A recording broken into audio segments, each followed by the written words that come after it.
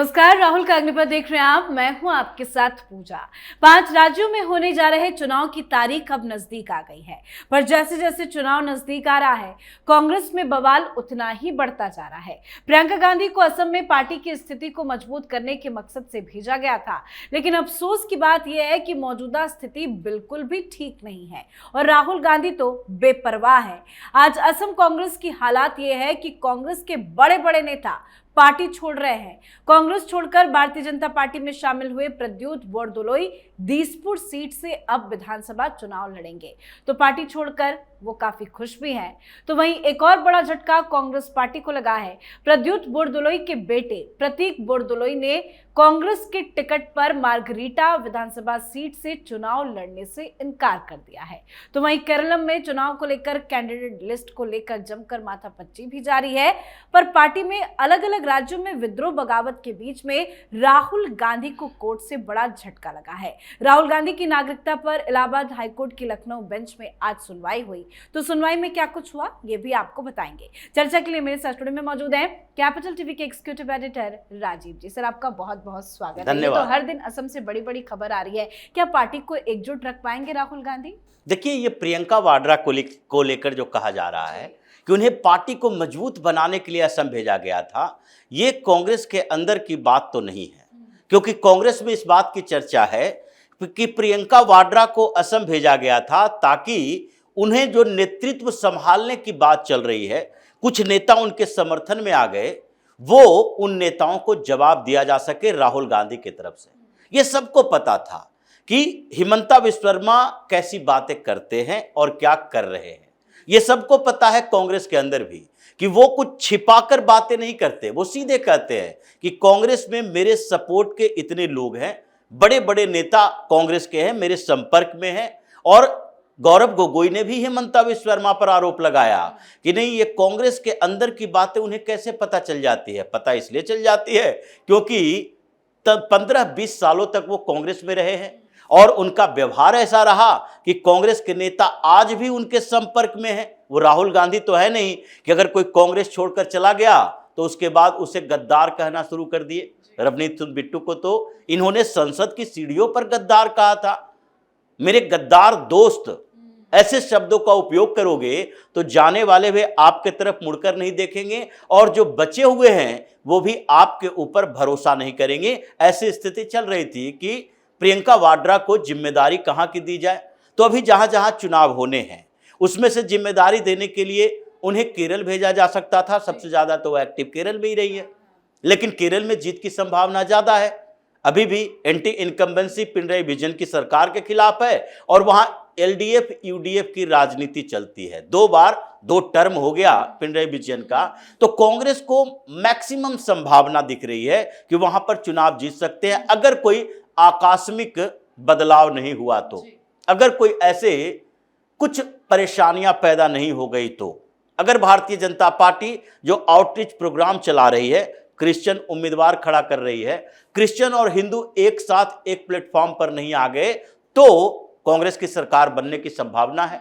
तो इसलिए वो संभावित क्षेत्र में तो प्रियंका वाड्रा को भेजना नहीं है, जबकि वहां से वो सांसद हैं वायनाड के क्षेत्र से। उस समय जो वायनाड की बात की जाती है, सबसे ज्यादा राहुल गांधी कभी एक्टिव नहीं रहे वायनाड में, लेकिन प्रियंका वाड्रा हर 2 महीना पर वायनाड जाती है और 2-4 दिन के लिए रुकती है। ऐसा नहीं कि राहुल गांधी की तरह रायबरेली गए, सुबह गए और शाम को वापस आ गए। 24 घंटा भी वहां रुकना नहीं है जब तक कि मैक्सिमम मजबूरी न हो जाए। तो ऐसी स्थिति में प्रियंका वाड्रा को असम इसलिए भेजा गया था कि राहुल गांधी का वो चैलेंजर न बन सके, जो बीच में सवाल उठ रहे थे, और वही हो भी रहा है। अब तो ऐसा लग रहा है कि जो ये सारी घटनाएं घट रही है उसमें कांग्रेस के कुछ राहुल गुट के नेताओं की भी भूमिका होगी। प्रद्युत बोरदोलोई ने पार्टी छोड़ी, वो सिटिंग सांसद, और उसमें भी पार्टी छोड़ने के बाद उन्होंने ये बात भी कही कि हमारे क्षेत्र की बात नहीं है, अभी नंबर और लगा हुआ है, कांग्रेस के कुछ और नेता हमारे पीछे पीछे आएंगे, एक एक करके शौक देना है। एक बार ही अगर सारे हमारे संपर्क के लोग कांग्रेस छोड़कर बीजेपी में शामिल हो जाएंगे तो इसका मतलब है कि कुछ दिन के अंदर ही ये खबर खत्म हो जाएगी। अब एक दिन वो गए, दूसरे दिन ये खबर आई कि उनके बेटे प्रतीक बोरदोलोई, जिन्हें कांग्रेस ने उम्मीदवार बना दिया था, टिकट दे दिया था, उन्होंने टिकट लौटा दिया कि लो अब हम आपकी पार्टी से चुनाव नहीं लड़ सकते, घर में ही बाप बेटा एक दूसरी पार्टियों के खिलाफ प्रचार थोड़ी करेंगे। तो इसलिए 2 लोग तो चले गए।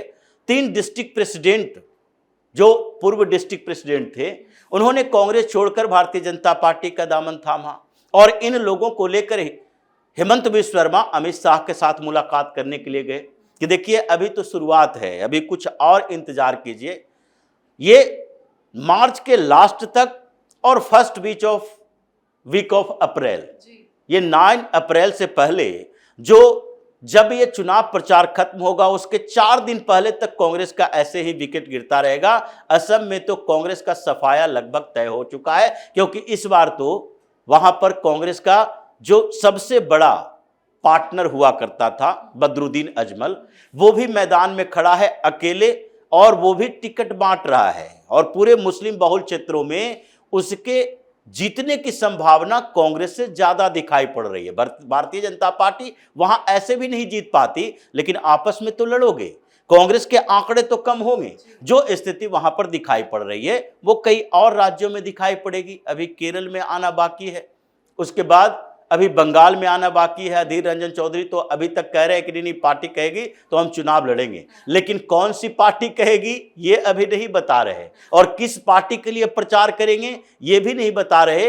वो सिपाही अपने आप को बता रहे, लेकिन राहुल गांधी के सिपाही हैं या फिर बंगाल के सिपाही है, ये पत्ता उन्होंने अभी तक नहीं खोला। साथ ही सर, आज राहुल गांधी की नागरिकता के मसले में कोर्ट में कैसे कैसे क्या क्या सुनवाई हुई है? देखिए, जिस तरीके से 2.5 साल लगभग 30 महीना हो गया, 2.5 साल से ज्यादा का इंतजार विघ्नेश शिशिर ने किया, याचिका पर याचिका दायर करते रहे लखनऊ में। उससे पहले इलाहाबाद हाई कोर्ट में ही, लखनऊ बेंच तो बाद में आया, इलाहाबाद हाई कोर्ट में याचिका दायर की, 2 सुनवाई हुई, रिजेक्ट कर दिया गया। लखनऊ बेंच में फिर याचिका दायर की, एक्सेप्ट किया गया, और फिर 3-4 सुनवाई होने के बाद गृह मंत्रालय को लेटर लिखा गया, नोटिस दिया गया कि आप अपडेट दें। गृह मंत्रालय ने कहा नहीं, जब वहां से यानी कि ब्रिटेन से जानकारी आ जाएगी उसके बाद हम आपको इसकी जानकारी दे देंगे। विघ्नेश शिशिर की याचिका को वहां पर भी स्टॉप कर दिया गया। फिर वो रायबरेली के कोर्ट में गए, चुनाव आयोग के पास शिकायत की, रायबरेली के कोर्ट में सुनवाई हुई। फिर कांग्रेसियों ने हंगामा खड़ा करना शुरू कर दिया, उन्होंने कहा नहीं, ये लखनऊ बेंच में ही जाना चाहिए, और लखनऊ बेंच में जो पहले से फाइल चल रही थी उसी पर सुनवाई हो रही है कि अब तो गृह मंत्रालय को देना पड़ेगा। 9 मार्च को सुनवाई हुई और कहा गया 19 मार्च को हमें पूरी रिपोर्ट चाहिए, जो फॉरेनर्स डिवीजन है, जो सिटीजनशिप डिवीजन है, उन जगहों से आप रिकॉर्ड निकाल कर लाओ कि ब्रिटिश नागरिकता को लेकर अभी तक जितने कंप्लेन राहुल गांधी के पास, और 2019 में जो गृह मंत्रालय ने राहुल गांधी को नोटिस जारी किया था, सुब्रमण्यम स्वामी की याचिका थी, उस समय जो नोटिस जारी किया था और राहुल गांधी ने जवाब दिया, या आपने जो जितने भी डॉक्यूमेंट्स एकत्र किए हैं ब्रिटेन से, भारत से, वो सारी जानकारी चाहिए, क्योंकि 3 मामले दर्ज किए गए हैं ऑफिशियल सेक्रेट एक्ट के तहत, फॉरेनर्स डिवीजन के तहत। उसके बाद उसके अलावा इनके खिलाफ एक और मामला है पासपोर्ट एक्ट के तहत कि मल्टीपल पासपोर्ट आप रखे हुए हैं। तो ये 3 मामले जो चल रहे हैं उसमें तीनों मामले गृह मंत्रालय के फॉरेनर्स डिवीजन और नागरिकता विभाग को है, सिटीजनशिप डिवीजन को। तो इसलिए इनको कहा गया कि 19 तारीख को आप किसी भी सूरत में सारे रिकॉर्ड देंगे। गुरुवार की रात में ये बंद लिफाफों में वो फाइलें ले जाई गई। गृह मंत्रालय के अधिकारी खुद लखनऊ गए और वहां जज से रिक्वेस्ट किया कि ये सामान्य तरीके का मुकदमा नहीं है, इसमें कई ऐसे डॉक्यूमेंट्स हैं जिसके बारे में जब तक पूरी तरह से वेरीफाई नहीं हो जाता, यानी ब्रिटिश सरकार से कंफर्मेशन नहीं हो जाता, सार्वजनिक नहीं किया जाना चाहिए। इसलिए लिमिटेड लोग होने चाहिए इस सुनवाई में।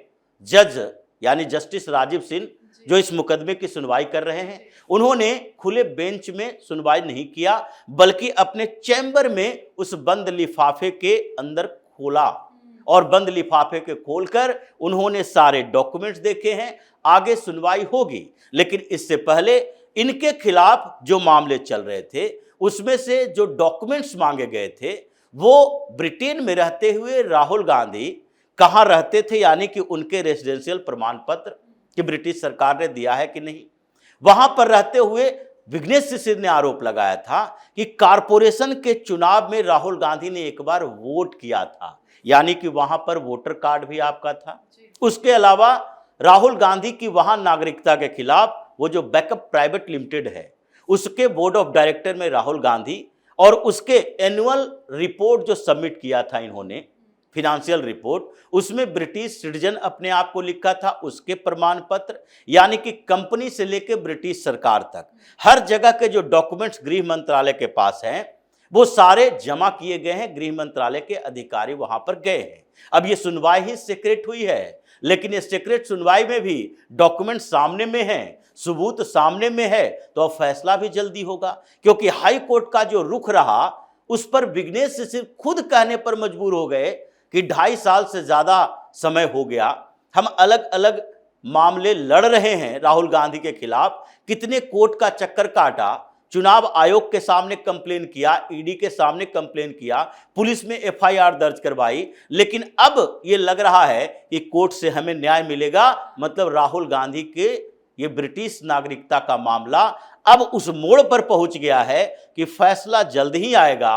ये साबित होगा कि आखिर ये ब्रिटिश नागरिक ही हैं या फिर भारतीय नागरिकता लेने से पहले इन्होंने कुछ डॉक्यूमेंट्स को छिपा कर रखा था। बहुत बहुत धन्यवाद सर समझाने के लिए। धन्यवाद। तो राहुल गांधी की नागरिकता पर इलाहाबाद हाईकोर्ट की लखनऊ बेंच में आज अहम सुनवाई हुई है। गृह मंत्रालय के अधिकारी राहुल गांधी के डॉक्यूमेंट्स बंद लिफाफे में लेकर पहुंचे थे। कोर्ट की कार्रवाई में केवल कुछ सीमित लोग ही शामिल किए गए थे। इनमें याचिकाकर्ता और राहुल के पक्ष के लोगों के अलावा गृह मंत्रालय के अधिकारी थे। पर जैसे जैसे सुनवाई हो रही है, नागरिकता पर राहुल फंस रहे हैं, फैसला जल्द आ सकता है।